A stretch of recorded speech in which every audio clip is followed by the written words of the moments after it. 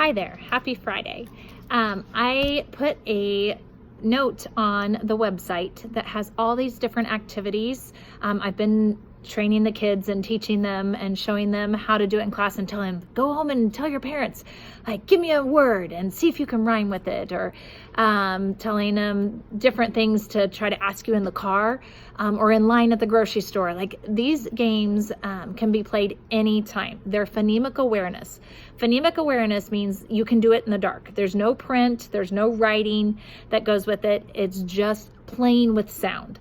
These are really important foundational skills. Even if your kiddo is already reading, a lot of that is by sight and some natural ability there. We want to make sure those foundational skills are solid, and that will help them, because if they are a sight word reader, as they get a little bit older, some of their reading skills will break down because they don't have the foundation solid.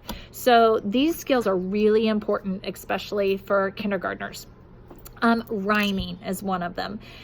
You can play all kinds of rhyming games. Read Dr. Seuss books. I mean, that's a super simple one to do, or any books that rhyme. And when you're getting to that rhyming, usually there's a pace to it. Stop and pause and see if they can fill in the blank. That's a great, simple way to do rhyming.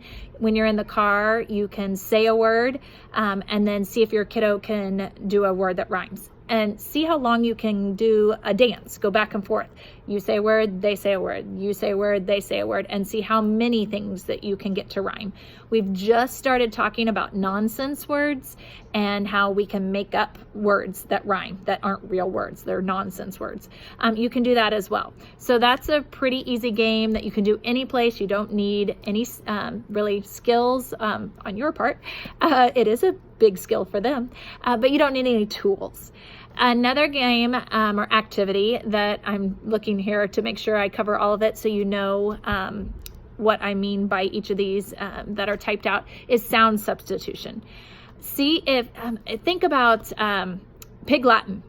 I was never very good at that as a kid.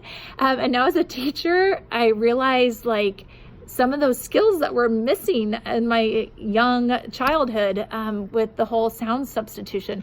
It's a different part of your brain and making those connections. So like each morning, whatever our letter is that we're doing, I change the good morning, boys and girls, to the different beginning sounds. So like today it was "Jajorning, joys and girls," and they will repeat back to me, "Jajorning, just as gyre," and they have to change the beginning sounds. Sound substitution, playing with the words. I think of, what's the little rhyme? Banana, bobana, bana, bana, bobana, fee, fi, fo, fan, mana, where you change the sounds. Sorry, on the spot here, but play with words, play with sounds, change out, and have fun, laugh. Laughing is a brain break. It helps both of those sides of the brain to connect, and it has great benefits. Made up languages, change everything to the beginning sound of what we're speaking that day or working on. Like right now we're doing a letter a day. We're on J today. K will be Tuesday when we come back. Once we get through the alphabet, we will cycle back and do a letter a week. And it's great for practicing and really solidifying the sounds and changing the sounds out in words. So that's 2 different activities, super simple, 2-3 minutes, driving around. Onset and rhyme. Onset and rhyme, you hear rhyme and you think RHYME, and it's not rhyming words. Onset and rhyme is where you take a word and you take the first sound and you separate it from the rest of the word. So cat would be k, at. Try and give them a word where you say it just like that, k, at, and see if they can push it together and hear cat. Some of them can't yet, and that's okay, but that's what we're working on.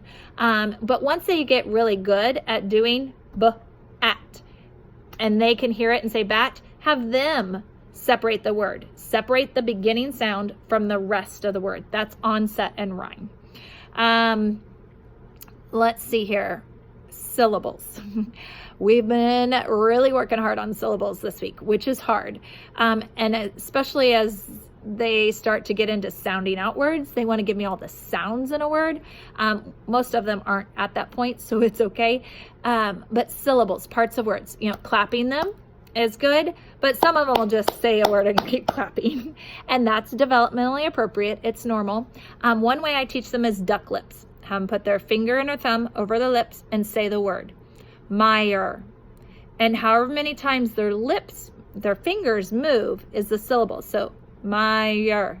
My fingers move 2 times. Some of them still need this. You can tap it, however you want to do it, but the parts of words, and I use the word syllables so they understand parts of words, not all the sounds in the word, but parts. Really 1, 2 syllable words, getting those down, solidifying those really well, and then working on 3 and even 4 syllable words are great. You start with giving them a word, see if they can figure out how many syllables.